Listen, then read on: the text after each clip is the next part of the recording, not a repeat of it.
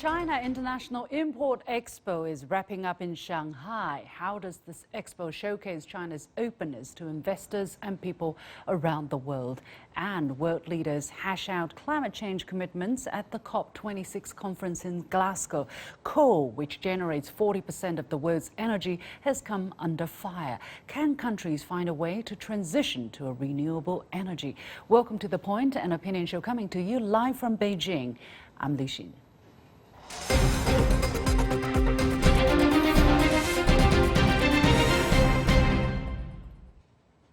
Further opening up is high on the agenda at the 4th China International Import Expo, or CIIE.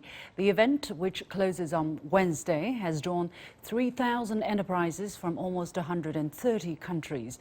How has China's efforts to promote opening up benefited companies and investors worldwide? What is driving Chinese market vitality, and what market challenges and opportunities can be expected? I'm pleased to be joined by Fabrice Megarbane, President of L'Oréal North Asia Zone, also the CEO of L'Oréal China, and later by Mr. Maximlian Butek, Executive Director and Board Member of the German Chamber of Commerce in China-Shanghai. Let me go to Mr. Megarbane first. Sir, good morning and welcome to The Point. It's the 4th year your company has participated in CIIE, and this time you've unveiled 100 new products to the world through this platform. Why did you choose to debut these products from China? Good morning from Shanghai. And indeed, this is our first participation in the CIIE. And we have witnessed year over year how this event is becoming bigger and more important. And this year we have decided to showcase our new sense of purpose of L'Oréal to create the beauty that moves the world. And we indeed presented a lot of new products, new initiatives, a new brand like we've done in the past. But what we bring on top this year is a beauty tech solution that also propose some personalization to consumers. And we believe very much that the beauty of tomorrow is a more personalized beauty, more engaged beauty, more inclusive, diverse beauty, and more sustainable beauty. And in this perspective, let me give you two concrete examples that were very successful this year on our booth. The first one is a device to personalize lipstick for consumers from the brand YSL, where consumer can actually have this device at home and match the color that they want from any red or any pink to their lips. So that was a very successful innovation, which also attracted a lot of people to it. And the second one, which is also the commitment towards sustainability, where we propose also innovation for the first time here in China.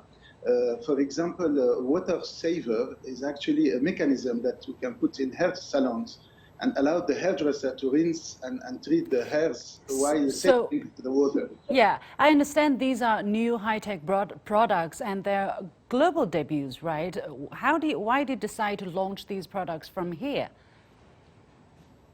You know, for instance, the YSL was last year as a prototype in the CIIE, and looking at also the big success of this prototype, it encouraged us to bring very fast the product. And we know that the Chinese consumers, they are super sophisticated and super looking at innovation. So it's the CIIE today is a very visible platform when it comes to China, but when also it comes to the rest of the world. In terms of what you take away from this expo, are there specific figures, numbers, or estimations that you have been able to say, okay, through this year's participation in the CIIE, L'Oréal is able to achieve some kind of targets? I mean, the first, I would say, target is the exchange that we're able to do on our booth. And I think we've seen this year a lot of people again coming from different industry, but also partners from suppliers, and as well a lot of KOL and media partners. And I think it's very important to amplify, you know, with this event, the innovation that we're bringing in China. And the second very important as well parameter is everything on the side of the expo. You have a lot of panel, you have a lot of discussion. It's a great platform for cooperation and exchange. And I was this year very happy to participate in a very interesting panel on consumption, which is very, very important for us and for the economy here in China. In terms of business deals, are there anything concrete that you get, take away from this? Yeah, I mean, we sign always some business deals with some partners, like from retailers' point of view or from a logistic partners' point of view. So indeed, we did also a lot of good business initiatives in the CIIE. In your speech at the opening ceremony, you cited Chinese President Xi Jinping saying the going may be tough when one walks alone, but it gets easier when people walk together. Why did you choose to, cite these words, or how do they resonate with you? They resonate a lot that we are stronger together, especially when I was here last year and I realized facing this epidemic, how the country come together, how as a team here in L'Oréal we come together, and how we work closely, with the authorities, with our partners to stay safe and bounce back the business. And we've seen the year of 2022 for the beauty market in China, a good growth, and L'Oréal also did a very good year in 2020 here. And I think this, of course, this symbol of being together is really the way. And looking forward to the next 5 years, let's say, what would be your strategy? What is your strategy? I mean, our strategy for the future is obviously to continue offering the best of beauty. But as I said, consumer behaviors is changing, and we see that consumers, they are also looking at good consumption, means that they are more rational, they are more looking as well as quality of product, benefits of product, but at the same time, and this is very important, they look at product that they can impact their life positively and impact the society and environment. And we've been advocating always in this good consumption, from one side, bringing this innovation to the Chinese consumers, but from the other side, have a positive impact on society and on sustainability, like the innovation that we're proposing in the CIIE. Indeed, it's a huge market with sophisticated consumers increasingly. Many thanks to my guest, Fabrice Megarbane, President of L'Oréal North Asia Zone and CEO of L'Oréal China. And let me bring in Mr. Maximlian Butek, who is Executive Director and Board Member of the German Chamber of Commerce in China, Shanghai. Welcome to the show. We understand that AHK Greater China is part of the German Chambers of Commerce worldwide, and this time it led 29 German enterprises to the CIIE. It's also the 4th consecutive year for you to participate in this event. How have German companies fared so far? Have German businesses benefited from China's measures to further open up? Thank you very much for having me, and my best regards from Shanghai. Yes, we had our own presence where we combined 29, especially SME companies from Germany, but overall, I think if you walk through the halls, the German participation on this year's CIIE is really impressive. And even though those companies who come there now for a couple of times, they expanded their exhibitions. And of course, this is a sign of strong commitment German companies have to the market, and also see the great potential with the specific technologies and services they can offer. So obviously our companies are benefiting from the further opening of the Chinese market, but I also believe because we are really delivering great products. How do you look at the challenges in the Chinese market, especially competition against Chinese and other foreign companies here? Or how do German companies look at these? I mean, German companies were never afraid of competition, right? Because competition forces everyone to improve technologies, etc. And nevertheless, I also believe that that the huge upgrade we're seeing in the Chinese industry is also partly possible because German companies delivered a lot of high tech to the Chinese market.